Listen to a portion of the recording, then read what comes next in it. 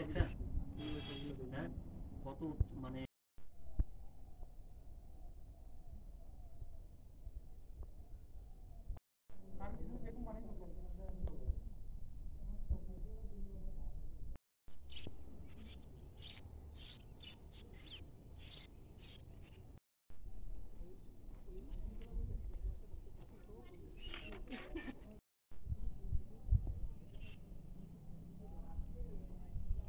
लगे हो बिया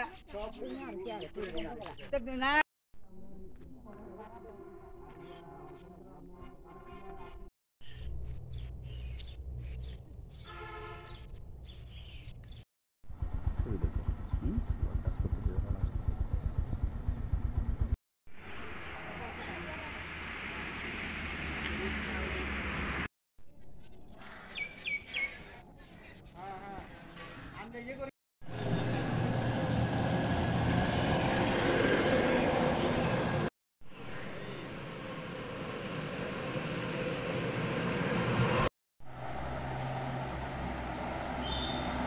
জায়গায় ঘুরতে এসে আমরা যে পরিস্থিতিতে পড়ছি এটা আমাদের জন্য মোটেও মানানসই আসছিল না। আমরা পর্যটক হিসাবে অনেক ঝামেলা পড়তে হয়েছে এই জায়গায়, বা অনেকে আবার ভয় পাইছিল এই জায়গায়।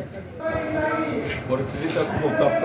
আজকে অনেকদিন যাবত গাড়ি ঘোড়া বন্ধ ছিল এবং মালিক এবং শ্রমিক সবাই কষ্টে আছে এবং গাড়ি বন্ধ ছিল। আজকে 12টার পরে একটু অবরোধ শিথিল করছে।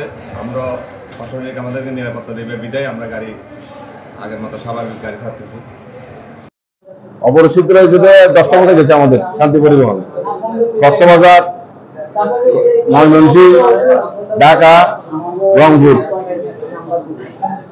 এইটাই খবর পাইছি। তো এখানে তো আমি বের হয়েছি, ওই যে গাছ এইগুলা মানে ঘুরি ফেলতেছে, চাকা ইয়া করতেছে, এইগুলা দেখে আমি একটু কি করতে পারে আসছি।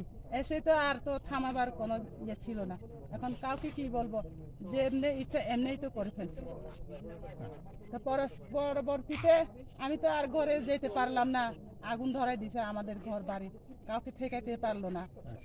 আমাদের অফিসে তাণ্ডব হয়, যেটা হচ্ছে প্রথম পিকেটিং ভাঙচুর হয় আমাদের অফিসের টাকা, সদস্যদের গ্রাহকের টাকা 5,75,000 টাকা ছিল, ওই টাকা নিয়ে যায়।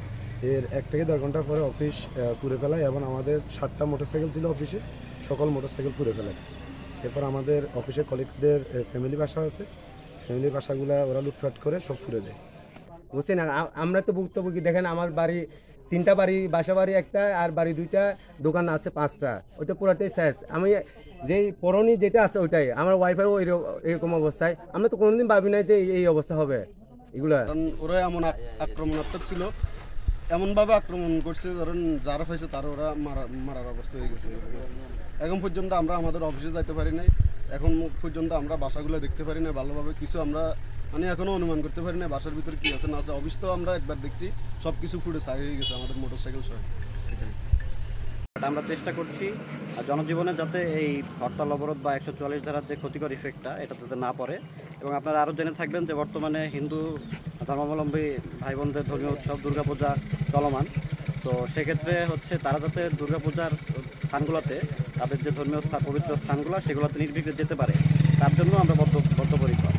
তো যে কোনো অনাকাঙ্ক্ষিত পরিস্থিতির জন্য আমরা রেডি আছি এবং আমরা আমাদের সার্বক্ষণিক মানে পেট্রোল, টহল সব কিছুতে পূজা মণ্ডপ সহ ওভারঅল সব জায়গায় চলমান। তো ভবিষ্যতেও এটা চলমান থাকবে। ইনশাল্লাহ আমরা সফলভাবে এই সমস্যাটা মোকাবেলা করতে পারবো।